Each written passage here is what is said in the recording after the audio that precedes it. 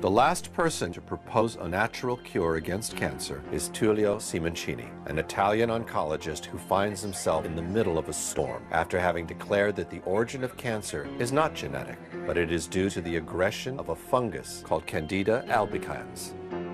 Based on this hypothesis, Dr. Simoncini treats cancer with sodium bicarbonate, which is one of the strongest enemies of fungi in nature.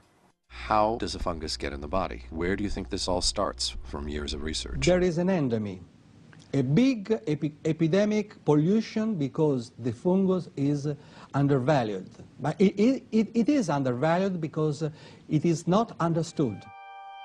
From the very beginning of his studies, Dr. Simoncini felt the need to reconsider the cancer paradigm from scratch and began looking for a different origin of the disease. What puzzled him the most was the fact that all tumors behave in the same way, even though they appear completely different from one another. Then he started looking for a common denominator and eventually found one. Most cancers appear white. These tumor specimens show the devastating impact the disease can have on the body. This is a liver riddled with cancer. The white bubbles are all tumors. If you enter the body and you reach an organ affected by the cancer, you can see that the lumps are always white. Sometimes it is covered with blood or with the defense reaction, but in every post-mortem examination, scientists find the white lumps, the white masses, that is fungi. This is the pleura. We entered with the camera and look, the pleura should be red, but you can see all the lumps, all the cancer that is white. This is the heart beating. This is a bronchial cancer. Look, we went into the bronchia. Look, they are white. And then in the colon cancer, this is red because there is a little bit blood. I washed it up. Now, look, it is always white. White like Candida. Candida albicans in Latin means glowing white. It should be clarified that the presence of fungi in tumors is nothing new in the medical world. All the scientists find in the oncologic world the cancer patients, when they die, they are all invaded by the fungi, but nobody wonders that it is the only microorganism present in cancer patients. Official oncology, however, believes that their presence in tumors is due to their opportunistic nature, which brings them to build colonies wherever they find a suitable environment. This belief, though, seems contradicted by a careful observation of the animal world. Spores from a parasitic fungus called Cordyceps have infiltrated this ant's body and mind. As soon as she is discovered by the workers, the ant is taken away and dumped far away from the colony. It seems extreme, but this is the reason why. After a while, the fruiting body of the Cordyceps erupts from the ant's head.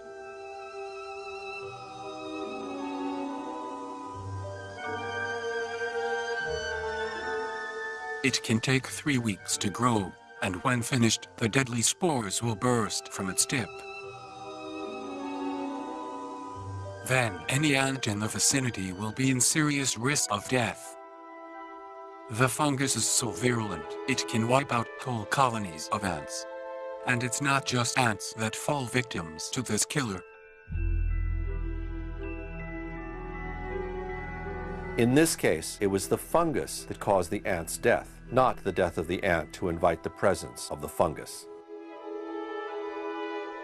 What normally appears to be a simple opportunist is in fact a full-fledged assassin.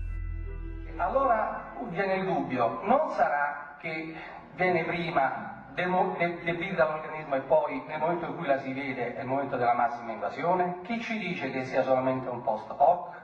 Il fatto che ci sia è un dato di fatto, il fatto che sia un post hoc è un'interpretazione. Not all infections are bacteria. There are also the fungi.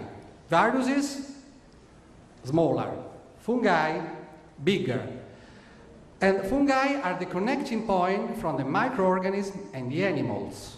So they can enter in a body like microorganisms, and they can aggregate once they are inside, and they can build a big mass that has the power of an animal.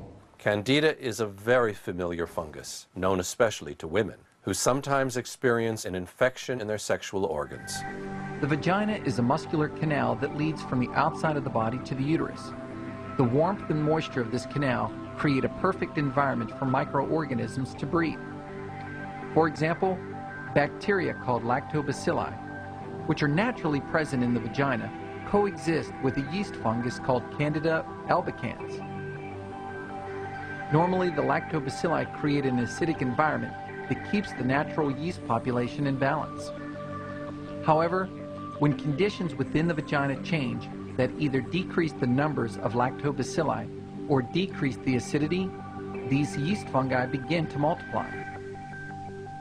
Normally, the immune system keeps the fungi under control and doesn't allow them to establish colonies in your body. This white cell spots a fungus in the bloodstream, attacks it, and destroys it. If the system's defenses instead get lower than usual, the Candida can manage to aggregate into small colonies practically everywhere in the body. Il momento in cui un fungo entra dentro il tessuto, la parte interna dell'organismo, si chiama la candidosi intima, evoca una reazione di tipo immunitario cellulare che porta alla formazione del tumore. Il tumore, secondo me, sarebbe quindi l'insieme dell'invasione fungina più la reazione cellulare che l'organismo mette in campo. Far from being a wild, uncontrolled cellular replication, according to Simoncini, the growth of a tumor is a lucid and desperate reaction from the organism in an extreme attempt to reject the intruder. By the same token, Dr. Simoncini believes that metastases are not cancerous cells that leave the primary tumor to go start a new one somewhere else, but small groups of fungi belonging to the primary tumor that fall into the bloodstream during biopsies or during a regular surgical operation. These runaway fungi settle in a new environment and prepare to take advantage of a weakened organism to establish their new colony. Once this propagation has started, it becomes necessary to restore the immune system to its maximum potency as soon as possible.